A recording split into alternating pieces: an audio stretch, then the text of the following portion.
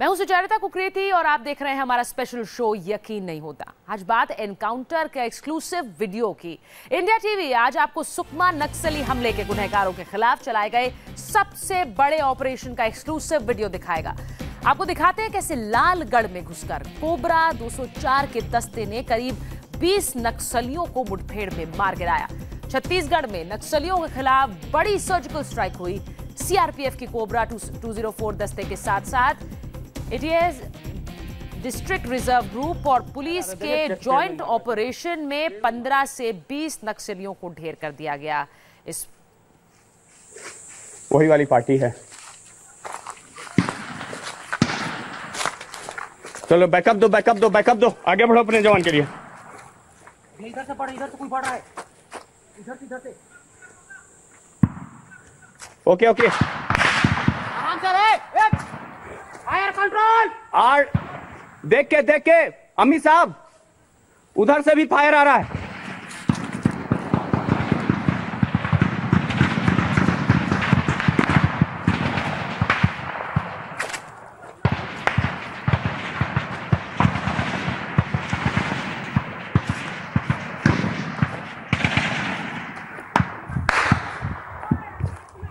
क्या हुआ? किसको किसको? अपने आदमी को लगा है? क्या हुआ?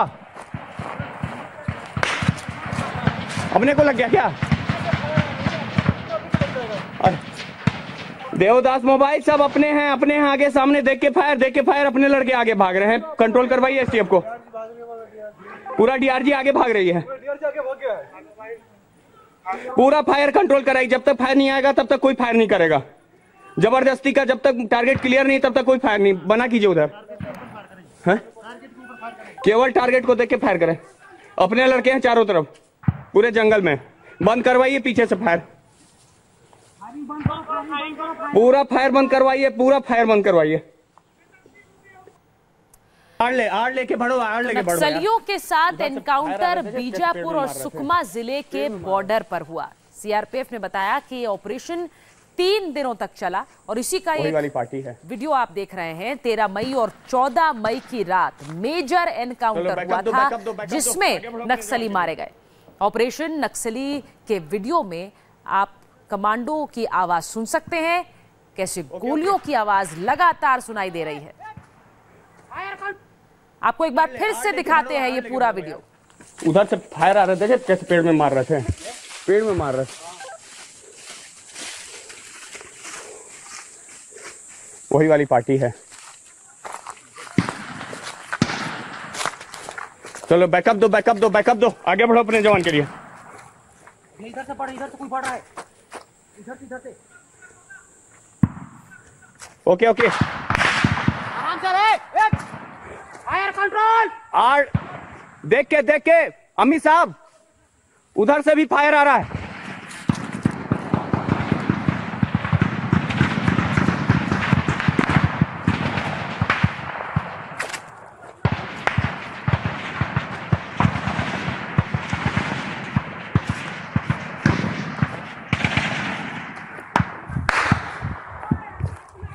क्या हुआ? किसको किसको? और हमारे साथ इस वक्त फोन लाइन पर धीरज कुमार हैं जो डीआईजी हैं सीआरपीएफ के बीजापुर में। धीरज जी, ये जो तस्वीरें हम देख रहे हैं, जिस तरह से ये एनकाउंटर चलाया गया, 3 दिन मुझे बताया जा रहा है कि ये एनकाउंटर चला है, ये पूरा ऑपरेशन चला है, क्या डिटेल्स आप हमारे साथ साझा कर पाएंगे सर? एक इंफॉर्मेशन हमारे पास आया था और उस इंफॉर्मेशन के मुताबिक हमने ऑपरेशन प्लान किया, जिसमें छत्तीसगढ़ पुलिस, डीआरजी, एसटीएफ वो भी शामिल थी। और इन लोगों की मदद से 12 से लेकर के 16 तक ये ऑपरेशन चला है। ये उस इलाके में है जो नक्सलियों का गढ़ माना जाता है और यहाँ की जनता को नक्सलियों पर ज्यादा भरोसा हुआ करता था। लेकिन इस इनकाउंटर के दौरान या इस ऑपरेशन के दौरान जब उनसे बातचीत की तो ऐसा पता चला कि वहाँ की जनता भी काफी खफा है, काफी दुखी है कि नक्सली वहाँ कोई डेवलपमेंटल काम होने नहीं दे रही है। और इस कारण उन्होंने हमें सारे इन्फॉर्मेशन या ज्यादातर इन्फॉर्मेशन शेयर किए और उसकी बदौलत हमें अंदाजा लगा कि वो वाकई जो इंफॉर्मेशन हमारे पास इंटेलिजेंस इनपुट था वो सही था और उसके मुताबिक हम लोगों ने काम किया और हमें अच्छी खासी सफलता मिली। हालांकि हमारे भी 2 कांस्टेबल्स इंज्यूर्ड हुए, घायल हुए और एक की तो जान चली गई, वो शहादत को प्राप्त हुए। लेकिन अच्छी बात यह है कि अच्छा खासा नुकसान हमने उन्हें भी पहुंचाया है और जिस तरीके की लड़ाई हुई और जिस तरह के हथियार उन्होंने इस्तेमाल किए हैं उससे ऐसा लगता है कि ये वही पार्टी थी, वही टीम थी जिन्होंने बुर्कापाल में हमें अटैक किया था 24 मई को। जी अब धीरज जी, कुछ जो वीडियो हमारे पास आया है एक बार मैं फिर इसे जरा अपने दर्शकों के लिए प्ले करना चाहूंगी। बहुत से सवाल हैं क्योंकि ये बड़ी खबर है आज की, जिस तरह से मतलब पीछे से अब कोई फायरिंग नहीं खोलेगा, कोई फायरिंग नहीं करेगा, एडवांस पार्टी बस फायर खोलेगा। आड़ लेके बढ़ो यार। उधर से फायर आ रहे थे, कैसे पेड़ में मार रहे थे, पेड़ में मार रहे थे। वही वाली पार्टी है। चलो बैकअप दो, आगे बढ़ो अपने जवान के लिए। इधर से पड़, इधर से कोई पड़ रहा है, इधर से। ओके आराम से रे, फायर कंट्रोल। आड़ देख के अमित साहब, उधर से भी फायर आ रहा है।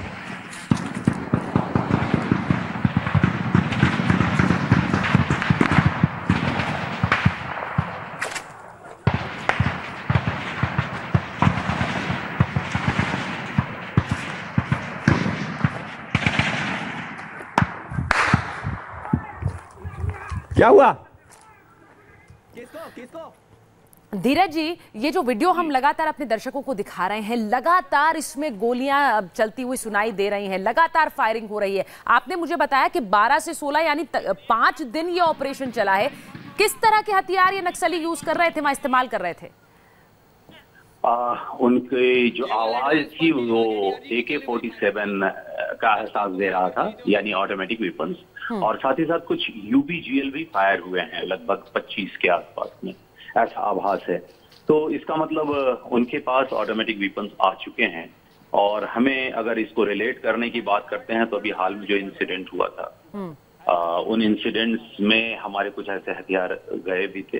तो ऐसा लगता है कि उन्हीं हथियारों का इस्तेमाल इन्होंने किया है। आप ये कह रहे हैं कि जो हथियार उस समय उस एनकाउंटर के समय जिस तरह से हमला किया उस समय ये लेकर गए थे, उन्हीं का इस्तेमाल इस एनकाउंटर में कर रहे थे? ऐसा लगता है, जी हाँ, ऐसा लगता है। अब धीरज जी, ये जो हम तस्वीरें देख रहे हैं, लगातार फायरिंग हो रही है, अब जाहिर है इस तरह के एनकाउंटर्स में, इस तरह के ऑपरेशंस में एक जान का खतरा अपने कमांडोज के लिए, अपने जवानों के लिए भी बना रहता है, क्योंकि हम लगातार सुन रहे हैं कि कोऑर्डिनेशन की बात एक कमांडर कर रहे हैं कि आगे मत बढ़िए क्योंकि हमारे अपने लड़के हैं, फायरिंग रोक दीजिए। तो एक तरह का ये जो एक कोऑर्डिनेशन बना के रखना बहुत जरूरी होता है। ये एक वाकई बहुत ही मुश्किल काम होता है। जब इस तरीके से इनकाउंटर शुरू हो जाता है तो आपस में कम्युनिकेशन को बनाए रखना और ये सुनिश्चित करना कि हमारे सामने जो भी व्यक्ति है वो हमारा दोस्त है या दुश्मन है। और ये चूंकि आपने देखा कि कुल कई दिनों का, 4-5 दिनों का कार्यक्रम रहता है और इस मौसम में समस्याएं बहुत होती हैं, डिहाइड्रेशन होता है और आदमी थक भी चुका होता है। और साथ साथ इस तरीके का आपने खुद ही कहा कि जान का नुकसान का खतरा रहता है, तो स्ट्रेस लेवल भी बहुत रहता है। तो इसके साथ साथ अपना कोऑर्डिनेशन तब तक कोई फायर नहीं करेगा, जबरदस्ती का जब तक। बिल्कुल सही कह रहे हैं आप धीरज जी। ये 2 तस्वीरें लगातार अपने दर्शकों को हम दिखा रहे हैं, किस तरह से एनकाउंटर हुआ और अब हम कम से कम कह सकते हैं कि सुकमा का बदला लिया गया। पेड़ में मार रहा है,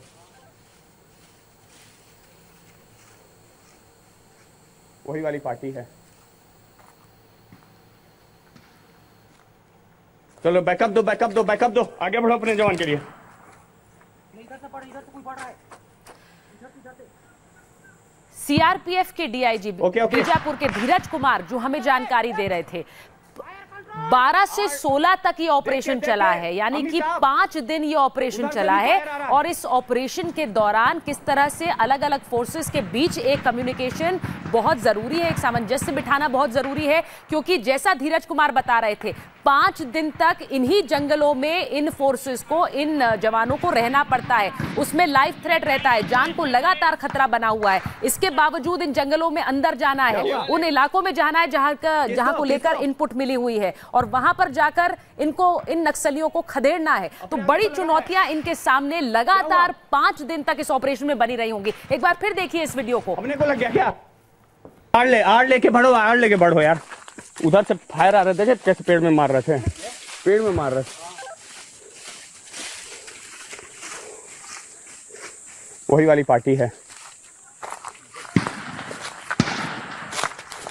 चलो बैकअप दो, आगे बढ़ो अपने जवान के लिए।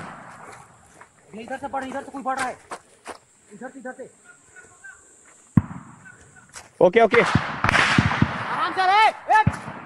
Fire control.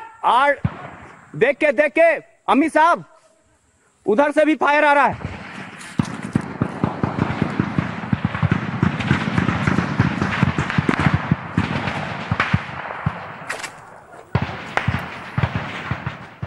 हमारे सहयोगी मनीष प्रसाद इस वक्त हमारे साथ फोन लाइन पर हैं। मनीष, थोड़ी देर पहले हम धीरज कुमार से बात कर रहे थे, डीआईजी हैं बीजापुर के, सीआरपीएफ के, और वो बता रहे थे किस तरह 5 दिन तक ये ऑपरेशन चला है और चुनौतियों से भरा रहा। 12 तारीख को सबसे पहला इंटरसेप्शन था, जिसमें वो तमिल भाषा में बात कर रहे थे नक्सली, और एक बड़े हमले की प्लानिंग थी। उसके बाद इस कॉम्बिंग ऑपरेशन को स्टार्ट किया गया, जिसमें कोबरा की 204 बटालियन, उसके साथ एसटीएफ और डीआरजी की पूरी टीम सुकमा और बीजापुर से दोनों को बॉर्डर को इंटैक्ट करने की पूरी कोशिश की गई। करीबन 300 से 400 जो सुरक्षा कर्मी हैं उनकी तैनाती की गई। 5 दिन तक ये ऑपरेशन चला, जिसमें 2 दिन केवल रेकी किया गया, सर्च किया गया कि नक्सली कहाँ पर है। प्रॉपर इनपुट मिलने के बाद जब ये देखा कि जब काउंटर फायर होने लगा, नक्सली यूबीजीएल का इस्तेमाल कर रहे थे, AK-47 LMG जैसे वेपन का इस्तेमाल कर रहे थे। इनपुट के मुताबिक ये वही वेपन है जो 24 मई को गोरखापाल में जो घटना हुई थी उसमें लूटा गया था, उन्हीं का इस्तेमाल इन नक्सलियों ने किया है। इसमें कई वांटेड नक्सली हैं, करीबन 12 से 15 के नक्सली जो हैं मारे जाने के इनपुट हैं। और इसके साथ साथ चुनौती इस बात की थी कहीं से भी कोई कैजुअलिटी ना हो, क्योंकि शुरुआती तौर पर 2 एसटीएफ के जवान और एक और जो जवान है, 2 एसटीएफ के जवान इंजर्ड हुए थे, उसके बाद एक जवान शहीद हुए थे। इसीलिए पूरे एरिया को कोऑर्डिनेट किया गया। 5 दिन का लंबा ऑपरेशन था। टेम्परेचर सबसे बड़ी चुनौती था, क्योंकि तापमान लगातार बदल रहा था, टेरेन डिफिकल्ट थी, और जो सपोर्ट सिस्टम था नक्सलियों का, इससे पहले जो उनको लगातार गाँव वालों का सपोर्ट मिल रहा था, वो इस बात नहीं। बिल्कुल सही कह रहे हैं मनीष, चुनौतियों की कमी नहीं है, इतनी सारी चुनौतियां एक साथ, गर्मी का समय है, खाने पीने की कमी, जैसा आप बता रहे हैं, धीरज कुमार बता रहे थे, इस गर्मी में इन फोर्सेस को आगे बढ़ना था और लगातार इस ऑपरेशन को आगे बढ़ाना था। इसी बड़ी खबर पर हम बने हुए हैं, एक छोटा सा ब्रेक लेकर हाजिर होते हैं।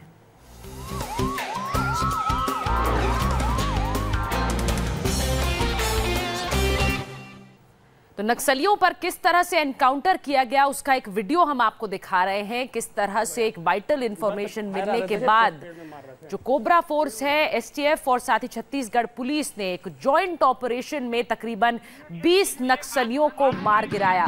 लेकिन सबसे ज्यादा जरूरी है ये समझना कि कितनी मुश्किल, कितनी विषम परिस्थितियों में इन जवानों ने यहां पहुंचकर इन नक्सलियों को खदेड़ा। 5 दिन तक 12 से 16 यानी आज तक ये ऑपरेशन चलाया गया और 5 दिन में 20 नक्सलियों को खदेड़ा गया, इन्हें मारा गया।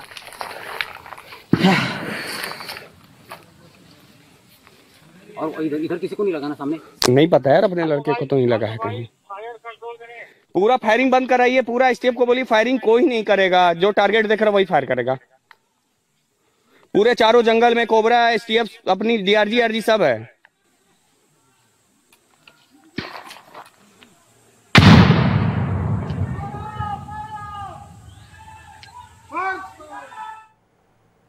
इन जवानों को सलाम बनता है जो इतनी विषम और इतनी मुश्किल परिस्थितियों में इस तरह के ऑपरेशंस में काम करते हैं।